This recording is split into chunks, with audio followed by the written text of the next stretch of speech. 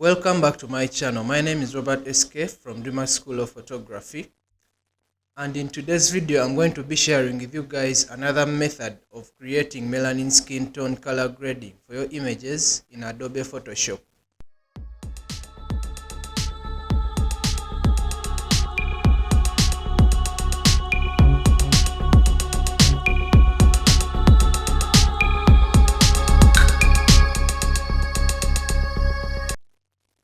Yes, if you haven't subscribed to my channel, please consider subscribing and give this video a thumbs up.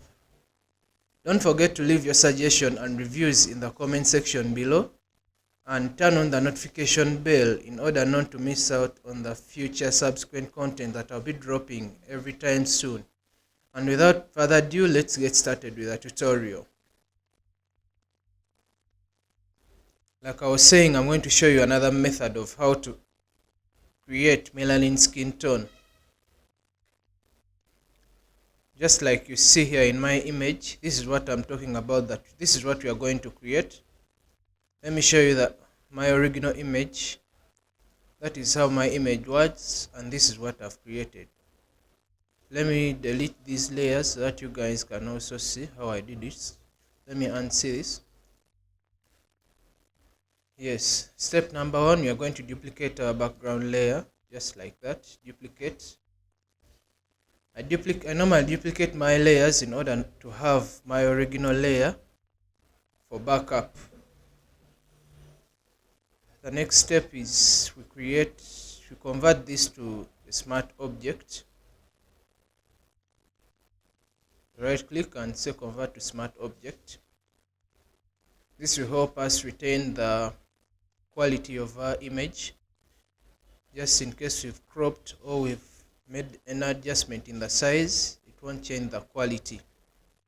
So what we are going to do is we are going to select the skin using the quick selection tool here.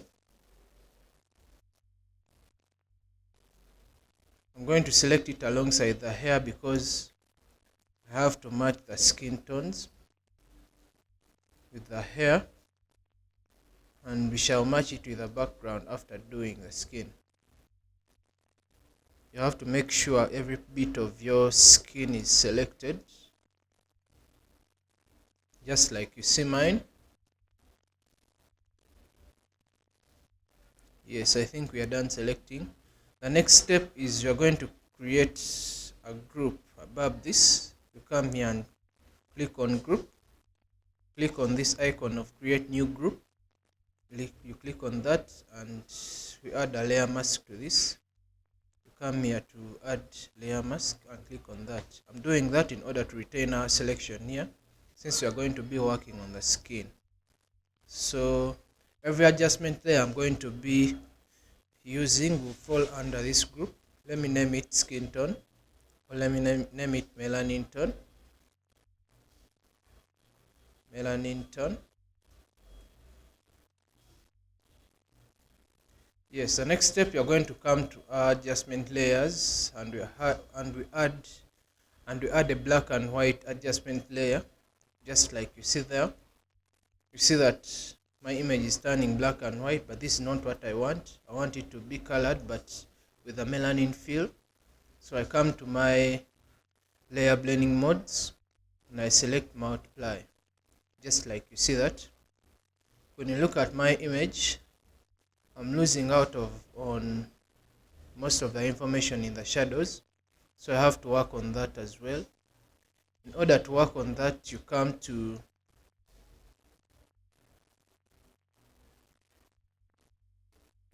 I'm going to create a curves adjustment layer, and in this curve we are going to see that we have 3 parts. We have the shadows, the midtones around here, and the highlights.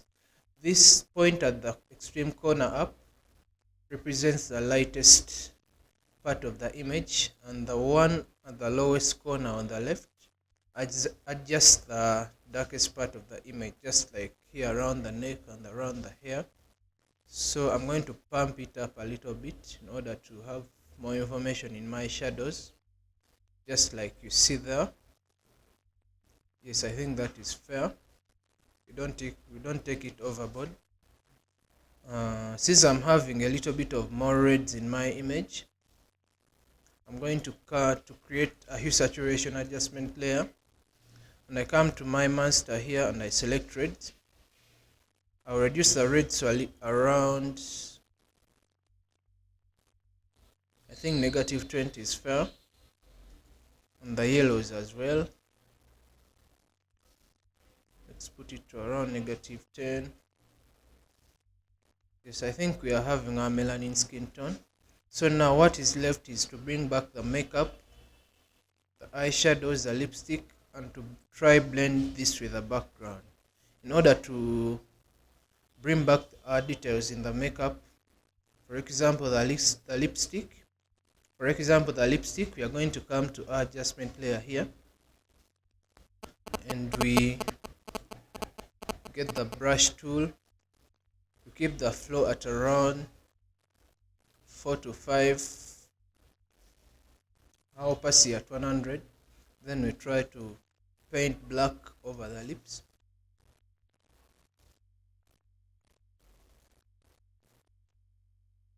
We are painting black using the layer mask in order to bring back some details of our makeup. The eyeshadow as well. Yes, just like that. You see that I've brought back my lipstick and the eyeshadows. So the next step is we are going to try and blend the background with the skin, because originally our background was blending since our picture was a little bit light, but now we've darkened the image. So we are going to try and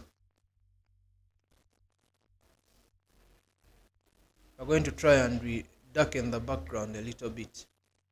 So what I'm going to do, I will come back to my original copy, my background copy here.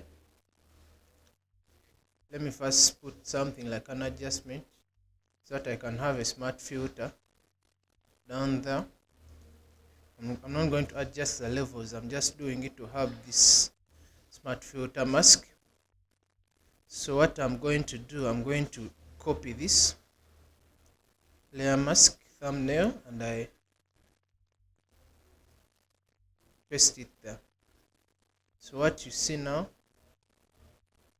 I'm going to hold down Alt on my Windows, and I'll hold down Options on my Mac, and I drag that to this layer mask.